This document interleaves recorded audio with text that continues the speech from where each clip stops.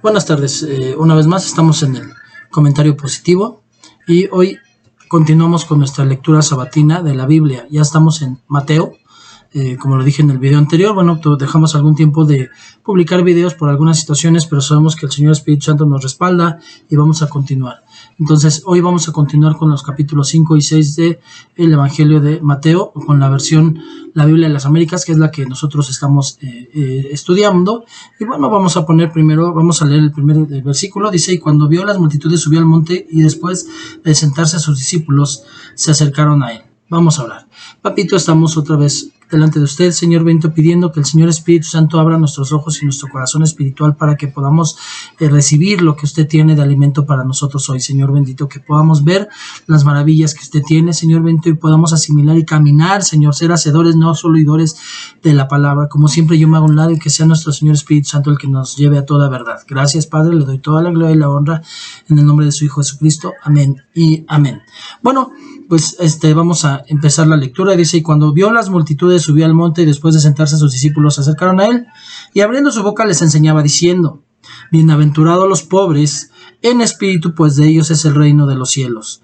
Bienaventurados los que lloran, pues ellos serán consolados. Bienaventurados los humildes, pues ellos heredarán la tierra.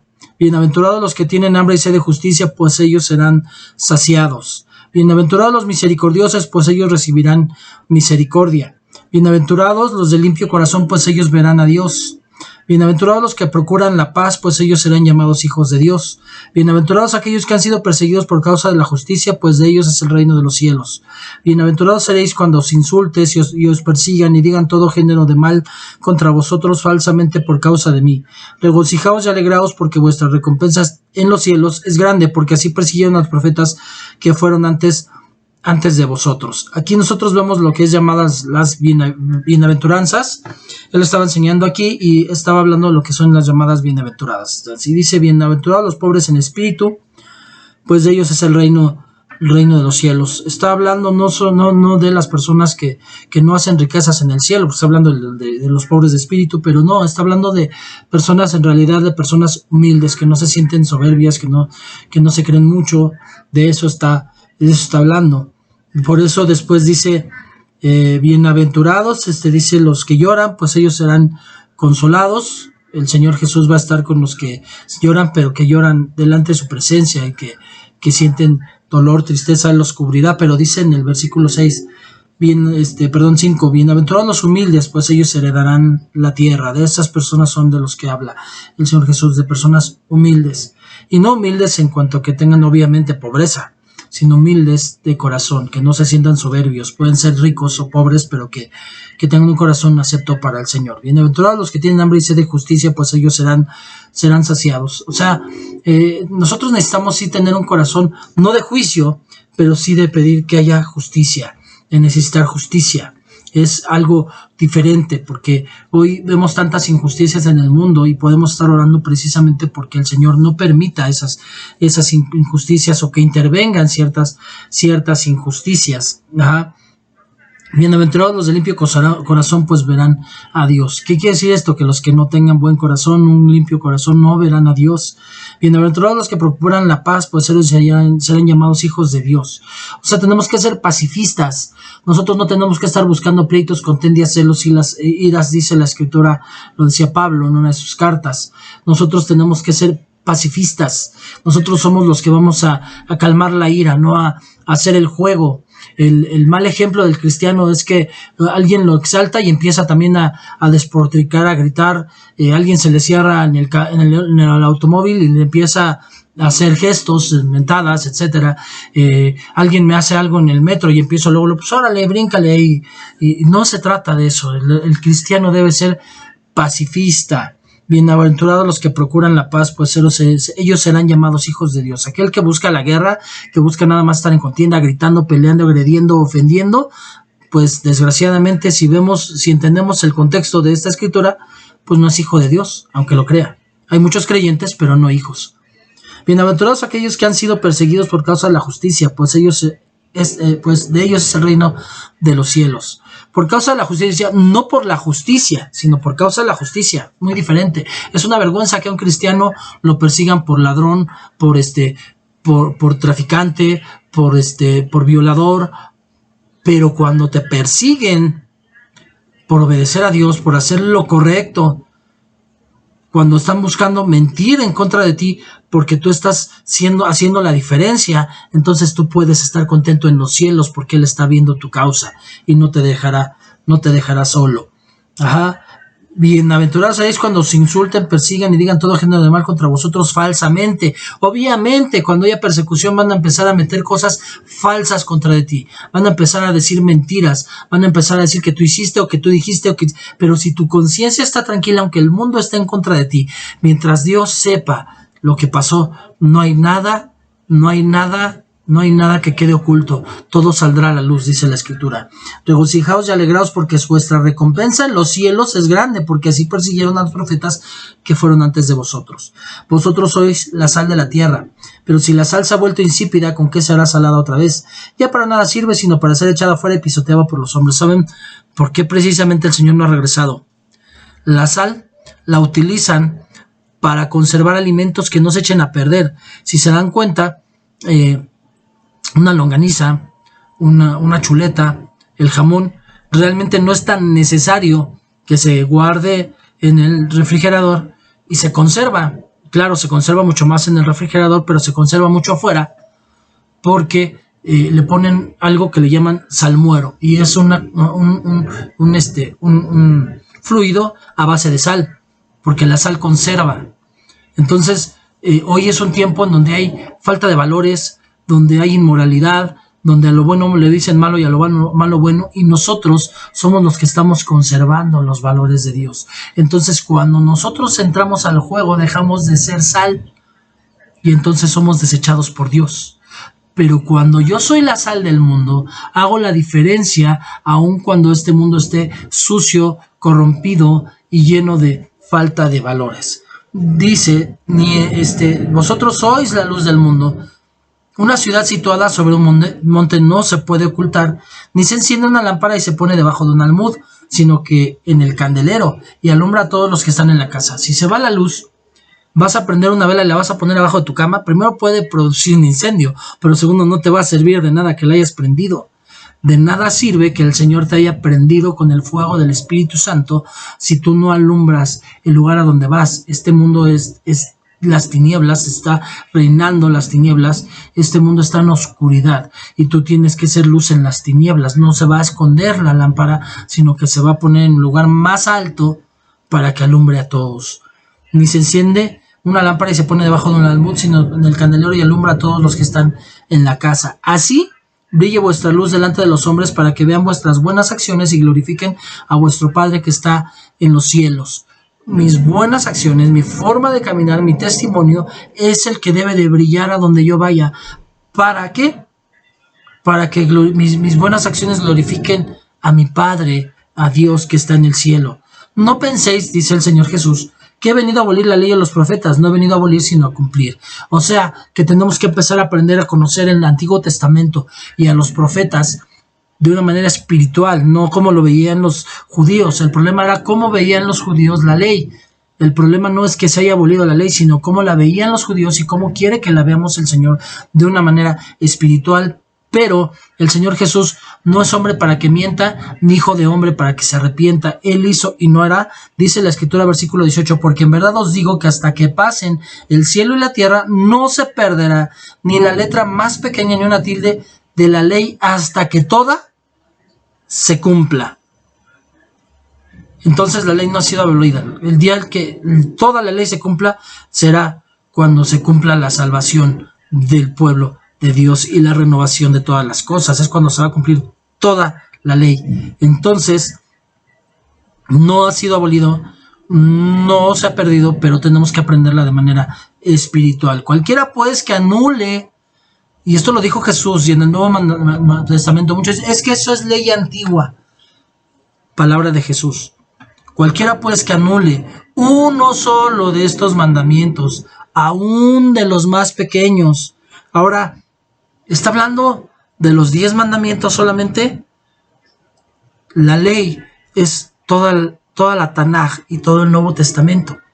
Finalmente tenemos que entender que todo el momento en donde el Señor habla, ya sea el Padre, el Hijo o el Espíritu Santo en la Biblia, de su propia boca y dice algo como una orden, es un mandamiento.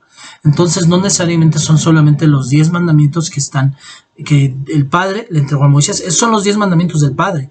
Pero hay mandamientos del Espíritu Santo y mandamientos del Hijo. Esto que está diciendo aquí, él lo está diciendo con autoridad y es un mandamiento del Hijo. Dice que cualquiera que anule uno solo de los mandamientos, aunque sea el más pequeño, y así lo enseña a otros. Imagínense los que ahora están diciendo, es que es ley antigua, es que eso ya no se tiene que, es que el diezmo ya no. Y vean lo que dice aquí el Señor. Aún de los más pequeños, y así lo enseña a otros, será llamado muy pequeño en el reino de los cielos. Pero cualquiera que los guarde y los enseñe, este será llamado grande en el reino de los cielos. Porque os digo que si vuestra justicia no supera la de los escribas y fariseos, no entraréis en el reino de los cielos. Algo que yo he notado y que el Señor me ha mostrado mucho, es que el Señor Jesús, había dos corrientes filosóficas del judaísmo cuando él estuvo en la tierra, y eran los fariseos y los saduceos.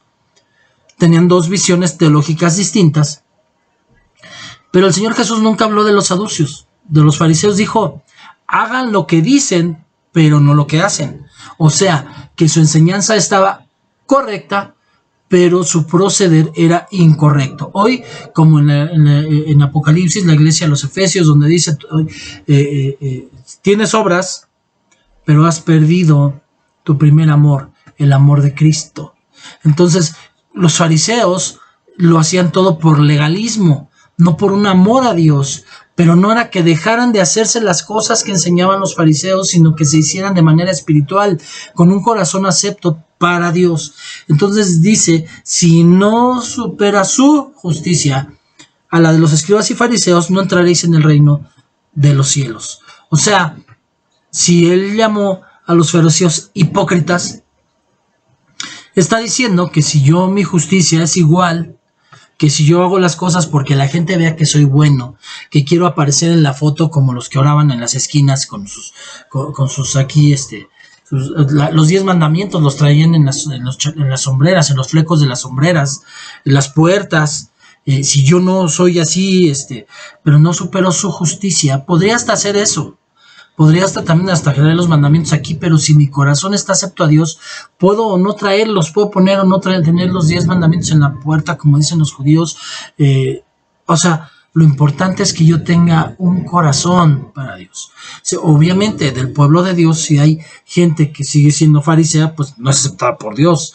O sea, no vamos a generalizar tampoco que todos los judíos son salvos. Es una realidad que no. Pasó también en el Antiguo Testamento, pero es una realidad que sí son su pueblo santo, él no los ha rechazado, y que obviamente aquel judío que ama a Dios con un corazón acepto delante de Dios, es hijo de Dios. O sea, eso lo tenemos que entender. Bueno, habéis oído que se dijo a los antepasados, no matarás, que es uno de los 10 mandamientos, y cualquiera que cometa homicidio será culpable ante la corte. Eso ya era interpretación. Ajá. Pero yo os digo que todo aquel, porque obviamente estamos hablando que la ley antigua no se explicaba, se interpretaba, bien intérpretes de la ley para poderles enseñar a las personas.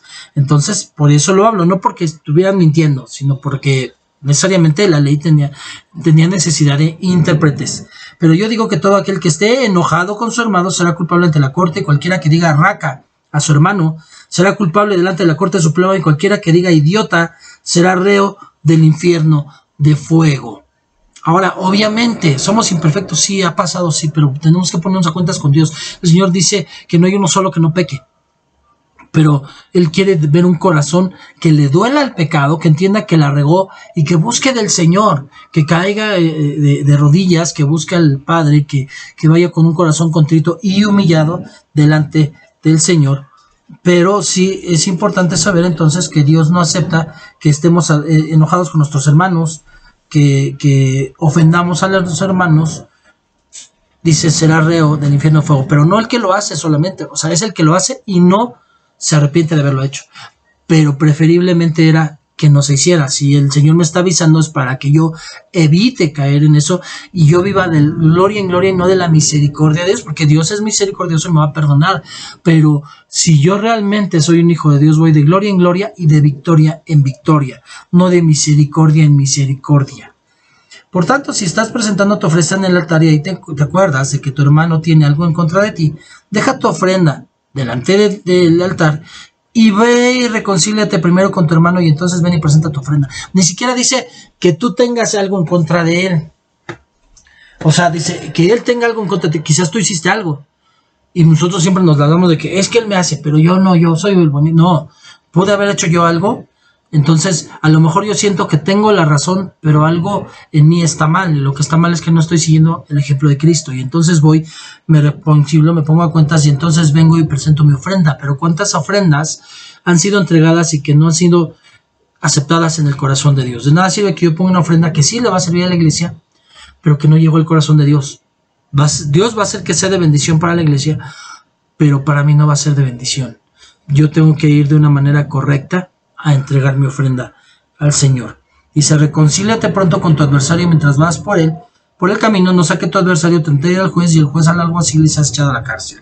¿Qué pasa? Dios escucha a todos, a buenos y malos. Llega alguien y ora y dice, mira, esa persona me afectó en esto. Señor, no pido realmente que le hagas algo, pero que entienda. Y entonces el Señor va a poner cuentas y va a pasar algo contigo para que entiendas que hiciste lo malo. Y entonces el Señor escuchó la necesidad de esa persona. Y tú eres el centro de la necesidad de esa persona. Y entonces va a venir alguna situación contra ti porque tú no te pusiste a cuentas. En verdad te digo que no saldrás de ahí hasta que hayas pagado el último centavo. Habéis oído que se dijo, no cometerás adulterio. Pero yo os digo que todo el que mira a una mujer para codiciarla ya cometió adulterio con ella en su corazón.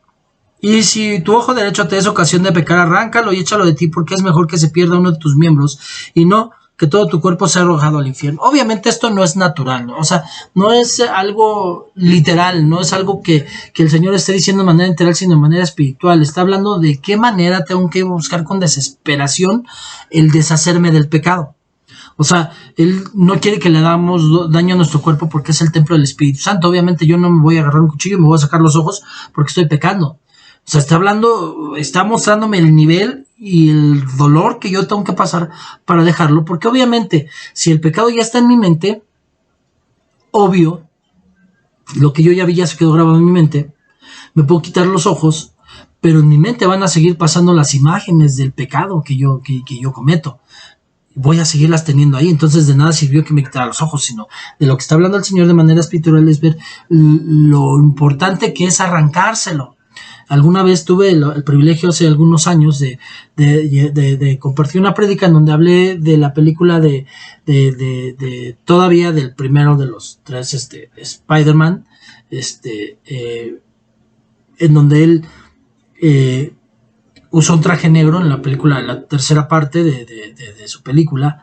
El actor ahorita no recuerdo su nombre, pero en el momento en que él sabe y él se da cuenta de que no es él y que lo que él está haciendo no es correcto, vemos de qué manera tan desesperada y con cuánta fuerza se arranca la esencia que lo estaba provocando. Y yo creo que esa es la manera más literal de ver en cómo Dios nos está hablando en esta parte, de que te dice, quítate tu ojo si tu ojo te es ocasión de pecar, y si tu mano derecha te es ocasión de pecar, córtala y échala de ti, porque es mejor que se pierda uno de tus miembros, sino que todo tu cuerpo vaya al infierno. Está mostrando de qué manera tan desesperada y tenemos que quitar lo que nos está afectando para poder estar cerca de mi Señor Jesucristo. También se dijo, cualquiera que repudie a su mujer, que le dé carta de divorcio, pero yo os digo que todo el que repudia a su mujer, a no ser, y aquí tenemos que ser bien puntuales, el Señor no dijo totalmente que no hubiera divorcios, sino que a no ser por causa de infidelidad la hace cometer adulterio. Pero viene la parte en donde también existe el perdón, y un perdón en donde puedo separarme o puedo quedarme, pero tiene que haber un perdón. pero si está dando una causal de divorcio, tiene que ser explícito aquí, porque muchos dicen que totalmente no, y dice el Señor Jesús, a no ser por causa de infidelidad. ¿Por qué? Porque nuestro cuerpo pasa a ser de la persona con la que estamos. Entonces, si hay una infidelidad, a menos que la persona con la que estoy me perdone, tengo que aceptar que tenemos que ser, más bien, a menos que esa persona me acepte, porque tendría que perdonarme si es hija de Dios, pero a menos que ella me acepte para que volvamos a tener una relación, perdón no quiere decir estar juntos, pero a menos que ella me acepte, entonces yo podría continuar y caminar para poder resarcir el pecado, aunque nunca se va a borrar, allí va a estar la cicatriz, pero al menos podemos mostrar que hubo un verdadero arrepentimiento. Entonces, es bien importante puntualizar esto porque se enseñan cosas que no están, y aquí lo dijo, son palabras directamente de Jesús y Jesús no miente. También habéis oído que se dijo a los antepasados, no jurarás falsamente, sino que cumplirás tus juramentos al Señor. Aquí el Señor también fue mucho más allá y dice, pero yo os digo, no juréis de ninguna manera, ni por el cielo, porque es el trono de Dios, ni por la tierra, porque es el estrado de sus pies, ni por Jerusalén, porque es la gran ciudad del Rey. Ni jurarás por tu cabeza, porque no puedes hacer blanco o negro ni un solo cabello. Antes bien vuestro hablar sea sí, sí, no, no. Lo que es más de esto procede del mal. O sea, en la versión Reina Valera dice lo que tú sí sea sí, que tú no sea no. ¿Por qué? Porque el que dice sí y no lo hace es mentiroso. Muchos cristianos se han acostumbrado a no tener palabra. Dicen, nos vemos a tal hora y no llegan. Vamos a hacer esto y no lo hacen. Y empezamos a tomarlo como algo tan normal y ya no lo vemos como mentira, sino es que yo no pude, el Señor sabe que no pude. Sí, pero me tengo que poner a cuentas con Dios y tengo que evitarlo. Cada vez menos debo de hacerlo y que yo sea conocido porque mi sí sea sí y mi no sea no. Dice también, habéis oído que se dijo ojo por ojo y diente por diente. Eso es justicia, ¿no? O sea, el valor de una cosa, pero precisamente eso estamos hablando de justicia legal, no de justicia espiritual.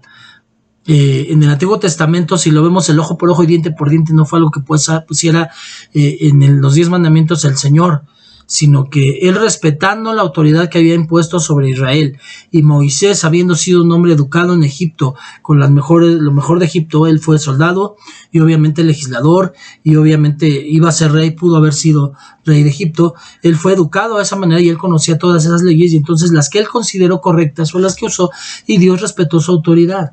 Entonces él puso leyes, y sí, efectivamente, dentro de lo que es un juicio legal, sí podemos hablar en lo natural de que es correcto esto. O sea, no tiene nada de malo lo de ojo por ojo y diente por diente, porque cuando vemos el contexto de cuando fue escrito, dice que si un animal murió por culpa de otra persona, pues se va a pagar tal cual el costo de ese animal. Entonces, por eso, si fue lastimado su ojo, se iba a pagar lo justo por ese ojo, lo justo por ese diente, lo justo por esa vida. Entonces estamos hablando que eso es justicia, que se pueda resarcir el daño, y nos enseñó el Señor a hablar de resarcir. Ya hemos tocado ese tema en principios básicos y pueden revisar anteriores. Sí hay también una parte de restituir el daño, y si es necesario que restituamos el daño, y de eso está hablando esta escritura. Pero realmente no se lleva a la línea espiritual, y entonces el Señor Jesús nos da la realidad de la parte espiritual de esto, y dice, pero yo os digo, no resistáis al que es malo. Antes, a cualquiera que te abofetee en la mejilla derecha, vuélvele también la otra. Qué difícil, ¿no? Que aceptes la humillación, porque realmente no está hablando de que pongas, porque muchos literal dicen, pues ya me pegó, ahora sí ya, pum, ya le di las dos, ahora sí ya le pego, ¿no? Porque ya nada más eran dos. No. Se trata de que tú eres pacifista. Entonces vas a buscar la manera de llevar las cosas de una manera pacífica, no llevarla a extremos en donde haya conflicto, peleas, divisiones, agresiones. Se trata de eso. Entonces dice que te abofetee la mejilla derecha, vuélvele también la otra. O sea, no vas a hacer nada. O sea, vas a permitir porque sabes que el Señor es el que te cubre y el que va a defender tu causa. Y a cualquiera, y obviamente es fácil decirlo, lo difícil es realmente practicarlo cuando pasan las situaciones, pero esto es palabra de Dios. Y al que quiera ponerte pleito y quitarte la túnica, déjale también la capa. Y cualquiera que te obligue a ir una milla, ve con él 2. Esto lo conocían muy bien los judíos, ya que en aquel tiempo, pues obviamente en el tiempo que vivió Jesús, el imperio romano, y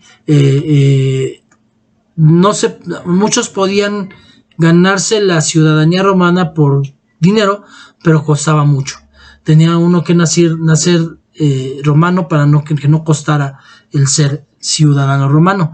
Y en todas las provincias de Roma, que en este caso estamos hablando que en aquel tiempo también Judá era una provincia de Roma, el judío era de nacionalidad judía, pero no podía ser ciudadano romano a menos que pagara mucho dinero. Pablo nació siendo ciudadano romano, de hecho era judío, pero nació siendo... Y entonces había una ley en la que decía que si una persona, si un soldado, si un ciudadano romano le pedía a una persona no ciudadana romana que le cargara una milla, algo, lo tenía que hacer, si no se iba a la cárcel. Es una ley, por eso la gente de ese tiempo entendió lo que estaba diciendo Jesús al decir, al que te pida llevar que te obliga a ir una milla, ve con él 2, que fue lo que pasó precisamente con Simón de Cirene, que él pues se vio obligado, fue un soldado el que le pidió que le ayudara a cargar a Jesús, y él no podía decir que no, porque si le decía que no se iba a ir arrestado. Entonces, por eso lo sabían bien a qué se refería el Señor, pero aquí nos habla de dar la milla extra, de que la bendición viene en lo que no te han pedido. Eso es lo que tenemos que entender, en aquello que no te pidió. El diezmo es algo que yo ya sé que no es mío, que no me corresponde, que es el agradecimiento porque Dios me deja el 90%, pero lo que yo doy más allá, eso es en donde viene la verdadera bendición, porque Dios ve que me desprendo de mucho más allá de lo que Él me pide. Esa es la diferencia. Al que te pida, dale. Al que te desee pedirte prestado, no le vuelvas la espalda. Habéis oído que se dijo, amarás a tu prójimo y odiarás a tu enemigo. Pero yo os digo, amad a vuestros enemigos y orad por los que los persiguen, para que seáis hijos de vuestro Padre que está en los cielos, porque Él hace salir su sol sobre malos y buenos, y llover sobre justos e injustos. Porque si amáis a los que os aman, ¿qué recompensa tenéis? ¿No hacen también lo mismo los recaudadores de impuestos? Y si saludáis solamente a vuestros hermanos, ¿qué hacéis más que otros? ¿No hacen también lo mismo los gentiles?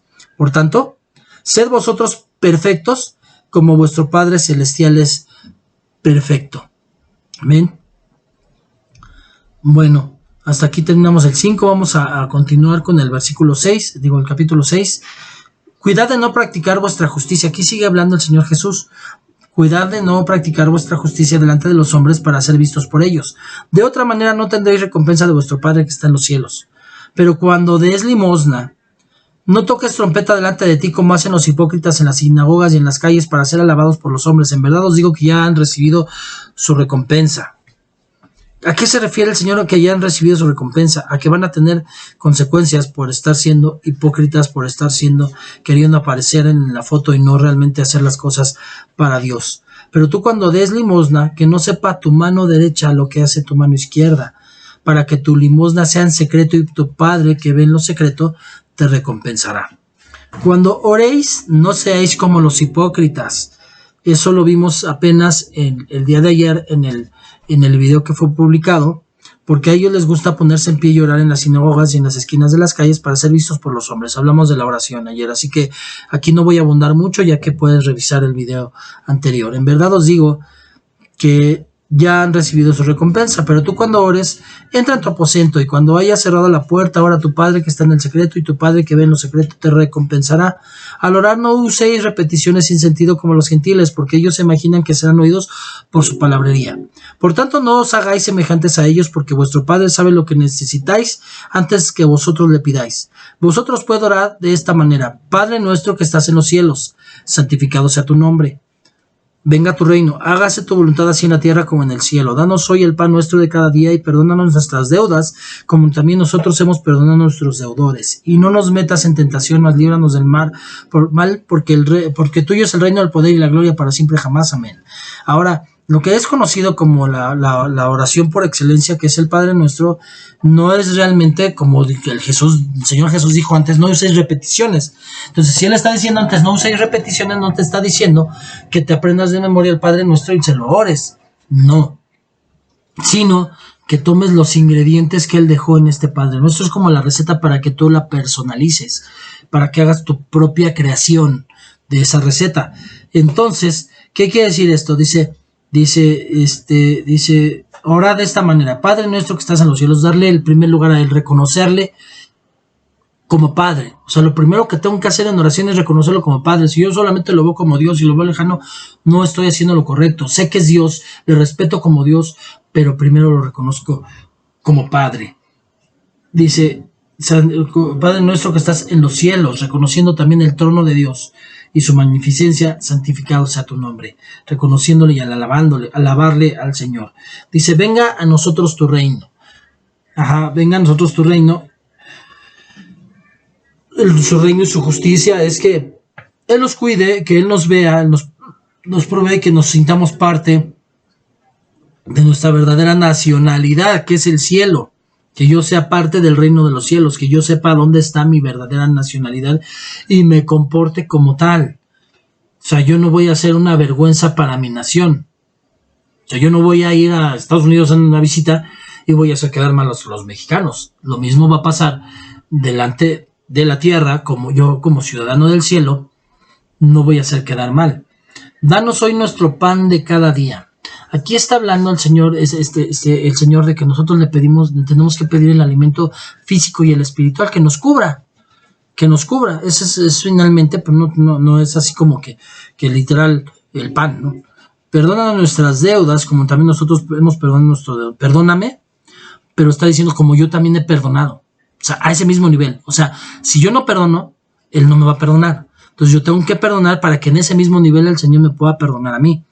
No nos metas en tentación. El Señor no tienta, ¿sí? Pero Él puede evitar que podamos ser tentados.